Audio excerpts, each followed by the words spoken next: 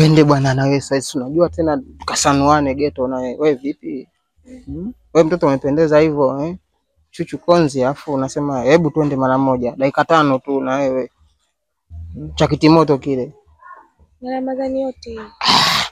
Wewe Ramadhani nini na wewe unafanya kimya kimya kwani unashare atajua au nani? Mimi naogopa bwana. Na Ramadhani. Afu nasikia za Ramadhani kufanya mapenzi mchana mnagandiana. Sibonge subiria tu usiku. Hebu fanya twende bwana. Dakika 5 tu, yani kile cha nguruwe kile pa. Unaenda kufanya mambo yako saizi na wewe. Naijua. Sasa sikia. Asalamu alaykum shamba. Alaykum salam. Ujambo? Heri shamba. Na wewe njia upitage hivi, unapita hivi una njia. Salama huko sheikh wangu. Mtukufu. Amani kabisa hiyo. Sheikh wangu tupo katika mwezi wa Ramadhani, sheikh wangu unakuaje sheikh wangu unaikaribia zinaa sheikh?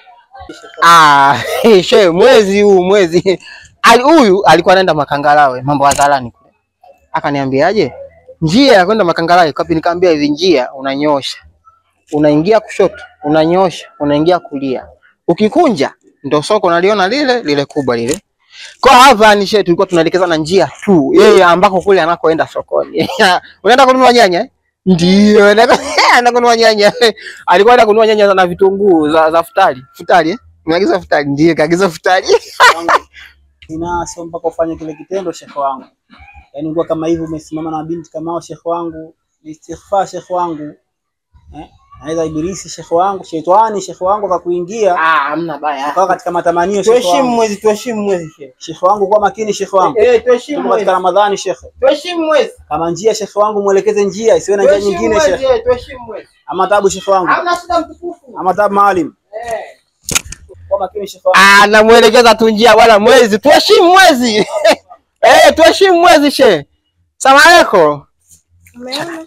Ndio chana. Achana naye.